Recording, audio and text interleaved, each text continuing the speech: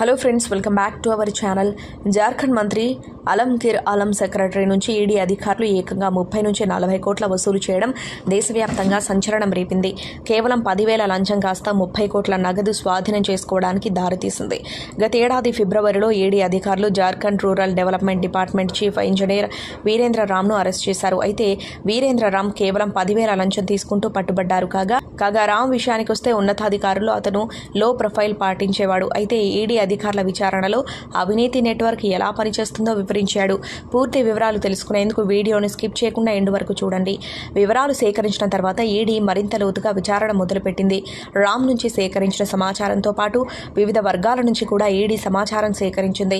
జార్ఖండ్లోని గ్రామీణ అభివృద్ధి శాఖలో పెద్ద ఎత్తున లాభాల బెడద ఎక్కువగా ఉందని తెలుసుకుని గత ఏడాది మే 9న ప్రభుత్వానికి ఈడీ లేఖ రాసి అధికారులపై చర్యలు తీసుకోవాలని కోరింది. అయితే ప్రభుత్వం నుంచి ఎలాంటి స్పందన లేదు.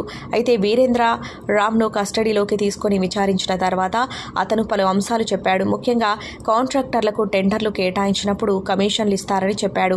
ఏప్రిల్ 14, 2023లో ఆయన స్టేట్మెంట్ను ఈడీ రికార్డ్ చేసింది. కాంట్రాక్టర్ల నుంచి కమిషన్ 3.2% తీసుకుంటామని, తన వాటా 0.3% అని రామ్ చెప్పాడు. రామ్ను సమాచారం సేకరించిన తర్వాత ఈడీ రూరల్ డెవలప్మెంట్ మంత్రి అలంగిర్ ఆలం వ్యక్తిగత కార్యదర్శి సంజీవ్ లాల్ను అనుమానితుడి అదుపులోకి తీసుకుని విచారించారు. కాగా లాల్ అధికారులకు పూర్తి వివరాలు ఇచ్చాడు. కాంట్రాక్టులు ఎవరికి ఇచ్చారు, వారి నుంచి ఎంత కమిషన్ తీసుకుంది అనే వివరాలు చెప్పేశాడు. లాల్ ఇంటిపై ఈడీ దాడుల్లో డబ్బుల కట్టలు చూసి అధికారులు కూడా ఆశ్చర్యపోయారు. లాల్ ఇంట్లో లెక్కల్లో చూపని సుమారు 34 కోట్ల నగదు స్వాధీనం చేసుకున్నారు. కౌంటింగ్ మిషన్లు తెచ్చి రాత్రంతా లెక్క పెట్టాల్సి వచ్చింది. ఇదే కాకుండా మరో వ్యక్తి ఇంటి నుంచి 3 కోట్లు స్వాధీనం చేసుకున్నారు.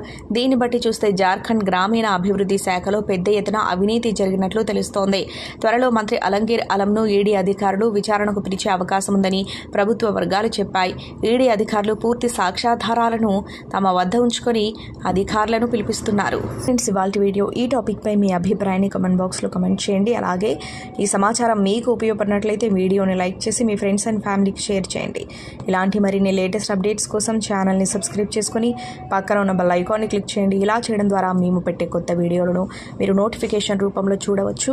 Thank you for watching.